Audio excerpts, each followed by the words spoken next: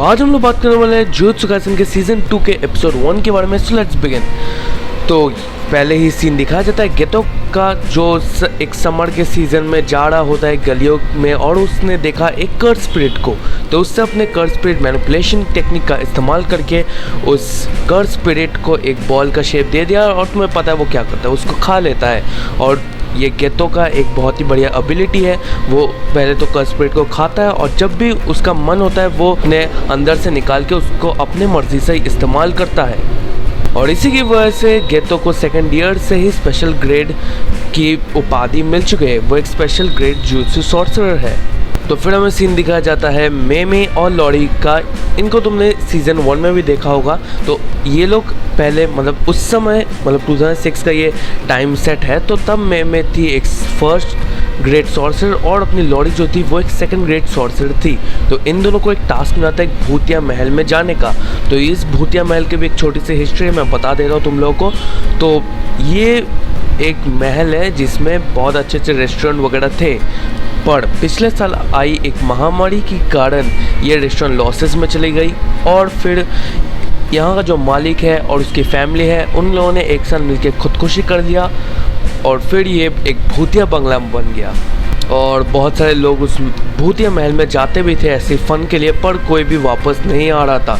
इससे इन दोनों को भेजा गया था मिशन में कि हो क्या रहा है देख के, और अगर कोई कर्स स्पिरिट होगा तो ज़रूर ये लोग मार देंगे उसको। तो अब दोनों जाते हैं महल में वो लोग थोड़ी बहुत छानबीन करती है। फिर मैं बोलती है कि हम लोग अभी अलग अलग हो जाना चाहिए, मैं एक फ्लोर में देखती हूँ तुम एक फ्लोर में देखो। कभी कभी लॉरी डर भी जाती है क्यों, पर कोई बात नहीं, वो लोग ऐसे सर्च वर्च कर रहे थे पर उन्हें कुछ मिल तो नहीं रहा था। और फिर वो कुछ सेकंड्स के बाद ही वो लोग एक दूसरे के सामने आ जाते हैं। फिर हमें पता चलता है कि ये लोग एक ही फ्लोर में थे। तुम्हें याद होगा कि ये लोग अलग अलग फ्लोर्स में गए थे। सेकंड फ्लोर में गई थी अपनी मेमे और लॉरी यहाँ पे फर्स्ट फ्लोर पे थी, पर ये लोग फर्स्ट फ्लोर में ही मिले कैसे। तो ये हमें पता चलता है कि ये लोग फंस गए हैं। तो यहाँ पे अपनी लॉरी होती है वो मेमे से पूछते क्या ये कोई इनेक टेक्निक है। तो वो बोलती है नहीं, ये कोई तो छोटा सा बैरियर है, क्योंकि ये जो टेक्निक अगर यूज़ करोगे इनेट टेक्निक तो उससे पूरा जगह वगह भी चेंज हो जाता है। तो ये एक बैरियर है सिर्फ सिंपल, जो भी आते हैं उन लोग को ऐसे फंसाने के लिए रखा गया है। और अपनी जो मेमे होती है वो बोलती है पर कर्स बहुत ही कमज़ोर है, वो सिर्फ छोटा मोटा बैरियर यूज़ करके ही मार देता है इन लोगों को जो नॉर्मल लोग होते हैं। तो बोलती है कि हम लोगों को सिर्फ इस बैरियर से निकलना होगा तभी कुछ हो जाएगा और कुछ करने का ज़रूरत नहीं है। तो पहले तो लॉरी बोलती है कि ये एक सर्कल जैसा लग रहा था उसे, पर नहीं, ये एक स्ट्रेट लाइन जैसा है, बिल्कुल ट्रेनों के डिब्बे की तरह। अगर वो लोग एक साइड में एक साथ दौड़ेंगे तो शायद बैरियर टूट जाएगा। तो यहाँ ये सुन के मैं उसे 100 में से 90 मार्क्स देती है। पर फिर लॉरी का दिमाग और ज़्यादा खुलता है, वो बोलती है नहीं, हम लोग को ऑपोजिट डायरेक्शन में दौड़ना चाहिए तभी ये बैरियर और जल्दी खुलने वाला है। तो ये सुन के मैं उसे 100 में से 100 देती है और वो लोग ये भी करते हैं, दोनों ऑपोजिट डायरेक्शन में दौड़ना शुरू कर देते हैं और बैरियर टूट भी जाता है। बट ये बैरियर के साथ साथ पूरा जो महल होता है भूतिया महल वो पूरी तरह टूट जाता है, पूरा डिस्ट्रॉय हो जाता है वो। जब वो दोनों बाहर गए तभी उन्हें गोजो मिला। लॉरी ने गोजो को देखा और गोजो ने बोला कि तुम लोग 2 दिनों से गायब थे। मतलब यहाँ पे जो भूतिया महल है वहाँ पे टाइम और स्पेस बहुत धीरे धीरे शायद चलता होगा, इसलिए 2 दिन हो गए और इसलिए गोजो और गेतो को यहाँ पे बोला गया था कि जाओ और देखो क्या हो रहा है। और वो लोग इन्हें बचाने के लिए आते हैं और अपना गोजो मजाक में लॉरी को बोलता भी है कि तुम्हें रोने की अब ज़रूरत नहीं है, मैं आ चुका हूँ।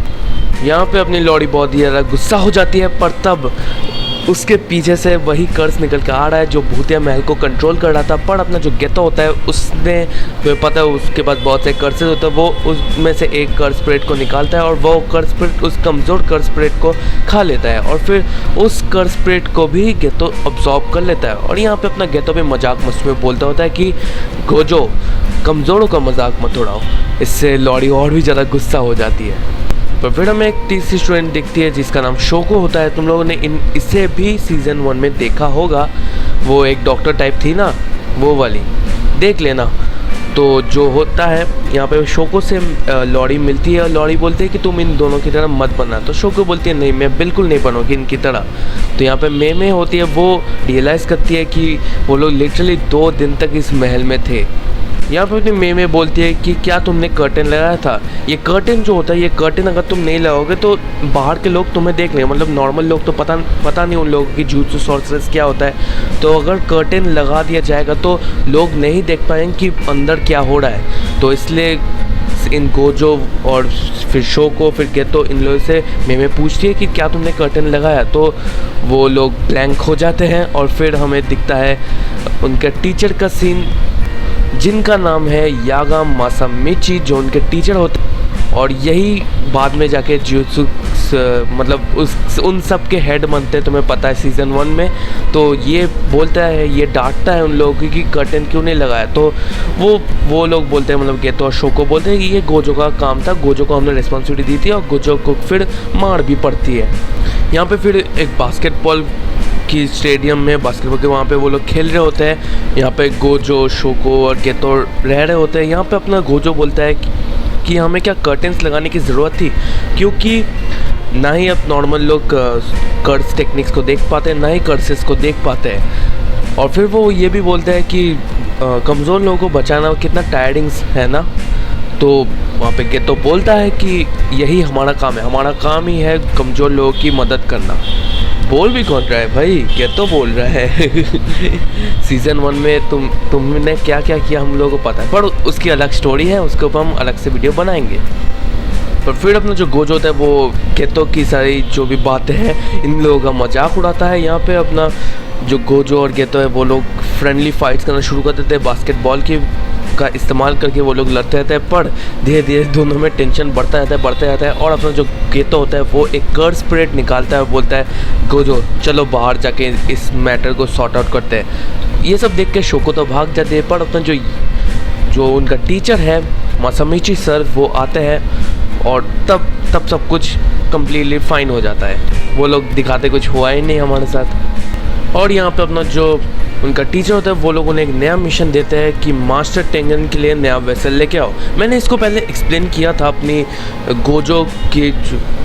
गोजो और जो तोजी की फ़ाइट थी उसमें मैंने पूरा एक्सप्लेन किया था, फिर भी मैं यहाँ पे मैं एक्सप्लेन कर देता हूँ, थोड़ा बहुत मैं एक्सप्लेन कर ही देता हूँ जब मुद्दा उठा ही है। तो लॉर्ड टेंगन जो होता है वो इमॉर्टल तो है, पर हर 500 साल बाद मतलब उनकी बॉडी एज होती है पर वो इमॉर्टल है। तो हर 500 साल बाद उनको अपना बॉडी को चेंज करना पड़ता है किसी न्यू वेसल, मतलब किसी न्यू ह्यूमन बॉडी के साथ उनको कंबाइन किया जाता है, जिससे उनकी बॉडी फिर से जवान हो जाती है।